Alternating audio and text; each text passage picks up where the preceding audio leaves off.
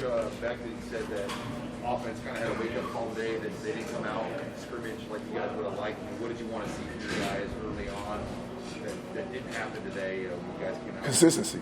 Wanted to see consistency. Guys have been consistent all spring and didn't come out as consistent as we wanted to today, across the board. Specific to the offensive line, what did you see today? Was it the whole offense that had some of those issues? Yeah, it was the whole offense. I mean, it was pick a position. Guys weren't dialed into the details of what they were doing, and certainly, our defense played with more energy this morning initially, and they carried it throughout practice. We had some bright moments, but overall, just was not to our standard. What about the defense impressed you? Oh man, just the way that they are flying around, and they know their stuff, and they have reps on reps on reps at it, and those guys are making the schemes work. And this morning, they were, they did a pretty damn good job. But you feel good about the offense over the course of the spring? Yeah, absolutely. Sometimes you have to have wake up calls to let you know, hey, you're not as good as you think you are. And I think today was one of those days. How have you guys been running the ball over the course of spring? How have we been running the ball? It's been good. We've been going back and forth, and we've been certainly up front talking about the details, the explosives, establishing a new line of scrimmage. Those are the things that we've been working on, finishing blocks, and that's been good for us. Those are things that we've got better at. But it's just, again, consistency. And hard for the line with a lot of running backs in there and not kind of knowing who's going to be available day to day. No, just do your job. Just do your job. Just do your job. I don't give a damn what running back is in there. Do your job. One of those backs that's been available, look like every day, has been Jock Etienne, a walk-on that's taken advantage of the spring. What have you seen from him? The coaches have said he's been causing problems for the defense at times. Yeah, man, he's a big back, big fast back. He plays downhill with his pads. He's gonna bring some thunder to you. Offensive lineman, we got to get our ass out of the way because he might run us over. He's taken advantage of all the reps that he's received, and he's done well with them. He's been active. He's doing a good job overall. We've certainly enjoyed having him back there. But just a, pretty solid guy, solid back. We've seen Matt Sickerman with the ones quite a bit in the time that we've been able to watch this spring. What has he done this spring in particular, and can you maybe give some insight about his journey since you've been here? Yeah, man, I tell you, Sick is a kid that I'm very proud of as it relates to his tenure of being here. He's up until now, he's just been a kind of a backup, a quality backup, and I didn't know what he was going to be coming in the spring. And when I say I didn't know what he was going to be, I knew that we were going to give him a shot, and he's taken full advantage of it, and he's done a really good job. He's been consistent. He's been a leader.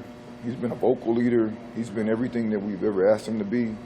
And he's been a pretty productive offensive lineman for us. So I'm pretty proud of him, and looking forward to where he goes and what he does with that position. I know you were looking for local leaders after starting out, but Matt seemed to say he wanted to take that role. Mm-hmm. Did you and him talk about that, or did he just kind of do it on his own? He did it on his own. He's a cerebral kid, man. He's a smart kid.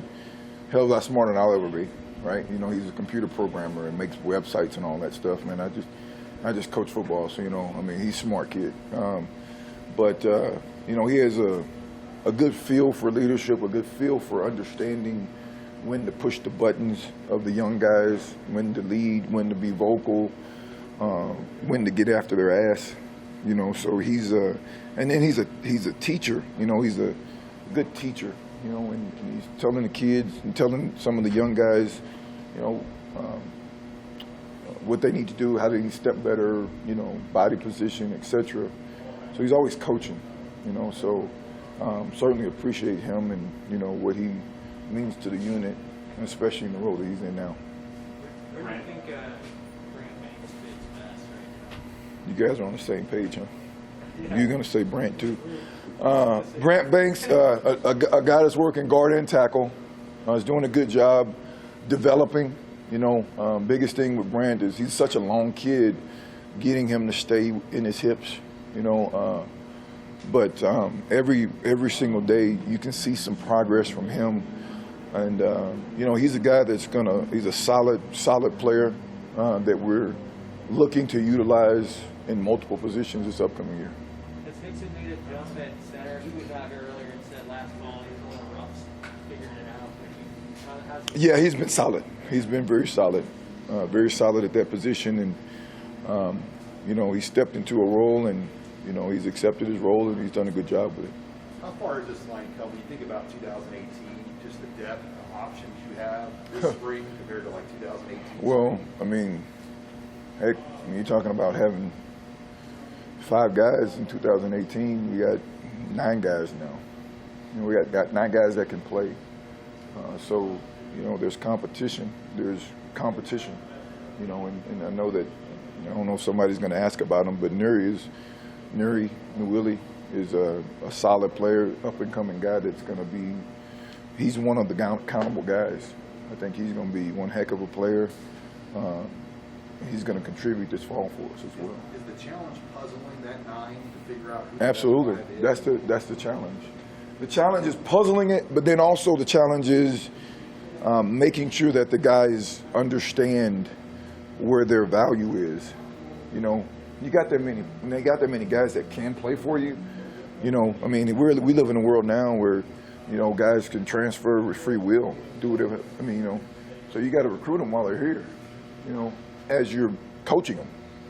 So you always have to make sure that you're being personable and, you know, doing things with them to make them feel valued.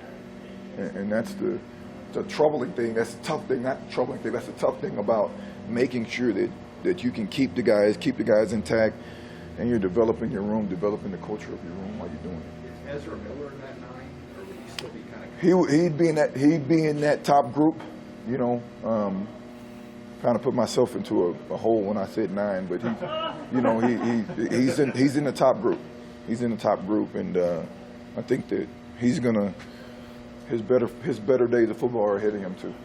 With Nwili, what has he done since he's got here? Obviously, he was eligible right away last year, but it just takes some time to get Trimmed up, man. He came in and he was fat, and I'll say that, you know, and he knows that too. We've had conversations, but he was too big, and then he trimmed up.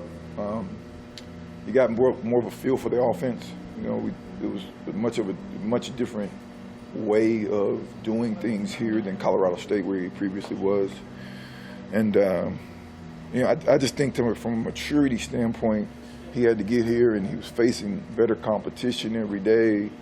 So you just couldn't go here and just think, oh, I'm a true freshman, I can play at Colorado State, I can just play at Nebraska. No, it's not going to work like that. You got to. So I mean, I think he's done a good job of understanding the job, and then kind of getting his body and his mind wrapped around what the responsibility is. He's got a pretty unique story, having been an exchange student and all that. Can you tell that he's young to the game at any point, or does he just seem like one of your? No, he seems like one of the guys. You know, I mean, in some cases, heck, like the other day, I hate to tell you a story. He was like, he got stopped by the cops, and he was like, yeah, the light was orange. I'm like, we don't have orange lights in America, bro. He's from Germany originally, so I was like, we don't have orange lights. It looked orange. I was like, it was a yellow light, and you ran the yellow light. Actually ran a red light, but he wanted to make the light orange, you know. So that's the gripe with him, is he's just so, you know, he's so aloof to a lot of things, Americanized in some cases. But with football, he's just a normal kid. He's a normal dude. He's a normal young guy that's developing into a real dude. Hey, what have you seen from Henry so far in his short time here? A guy that is a self-starter, you know, wants to be really good. A guy that's a mid-year, should be still in high school, you know, still making the same mistakes that a normal mid-year or high school kid would make right now. But nevertheless, a kid that's going to compete his ass off. I mean, when I say compete his ass off, I'm talking about got into a couple fights, you know, just because he's just going at the echo of the whistle. So love the kid, excited about what he's going to be in the near future. Best thing for him is coming in mid-year, you know, getting all of that out of his system, you know, now learning what he has to do, what the responsibilities are. I think, you know, he's another guy that's going to be showing up soon as well. Same as Teddy, or Teddy as well. They're like the same kid. I call Henry Teddy and vice versa. So they get a kick out of it. You've had a lot of young guys play since you've been here. Is there part of you that relishes the opportunity to not stash away, but give some of the young guys a long runway to really develop before you're in a position where you feel like Yes and no. I mean, if a young guy's mature enough and he can take well to it, do it. Heck, I played my true freshman year here. So, you know, and if I feel like a guy's ready and raring and ready to go. Now, as we, you know, continue to develop this program, you know, the young guys right now, you know, are going to be old heads, and we're bringing in these young guys, and, you know, we're going to get our program in a place where, you know, you got to be probably a second or third year player in order to see the field. You know, that's when you have, you know, a lot of snaps under your belt, and that's when you can really produce some really good tenured, seasoned offensive lines. But nevertheless, if you're ready to go, heck, let's go, let's play you. They put that 4-game rule in there for a reason. You know, get your feet wet a little bit. You mentioned the portal and continuing to recruit guys. Do you change your approach No. to coaching at all? Absolutely not. Not me, because I love my guys. So I love my guys, and I take care of my guys. Then few will leave. If you're upfront and you're truthful with your boys about where they are and where you expect for them to be, then you don't have to change who you are. But if you don't take care of your guys, and if you're a guy that, you know, kind of uses guys for just their talents, then yeah, they're gonna leave your ass. That's how it still works. Hey, we talked to you, I think, 2 days into camp, so now we're talking to you, I'm sure 3 weeks later, sort of corporate events, get these people, he needs spring camp, is that long? Yeah, he got some things to work on. He's a young guy. You know, his youth is showing up from time to time, and rightfully so. But you know, he's been good, been a solid player. And Bryce is developed. You know, and you can tell that he played a full season last year. He played a season last year. He has a season under his belt, and you know, he's where he should be right now. You know, so we're certainly expecting him to be more of an anchor over there, you know. Who's your third tackle? Like, who's the guy that comes in behind him? Well, there's Brant, there's Nuri, it's in the mix right there. There's Ezra, there's, you know, Jimmy's kind of creeping in there as well. So, you know, we got some big boys out there. I think you're nearing the end here of spring, so have you guys accomplished what you wanted to accomplish at this point, or you still got quite a bit to do before the scrimmage next May? I mean, I don't know. You know, the things that we always talk about. You know, we talk about, you know, being detailed and how much explosion, how much explosive power can we put into our blocks. We talk about the finish and all of that. I just don't think that there's an end game to that. You know, and when I say that, I'm talking about, have I accomplished what we want to get accomplished? No, you know, because every single day is another day to prove yourself. You know, every single day is another day to say, hey, we got to go and we got to attack it just like we did the day prior. You know, I mentioned earlier, today was not our standard, you know, but we've been hitting our standard and exceeding our standard in, you know, some days prior to today, so that when a day like today happens, you kind of have to go back and say, hey, all right, you know, this is not our standard. You know, we got to get back to where we were. You know, so it's not about an end point. It's more of a just process. Just continue to work the process. You know, and that's what we've been preaching to the boys every day.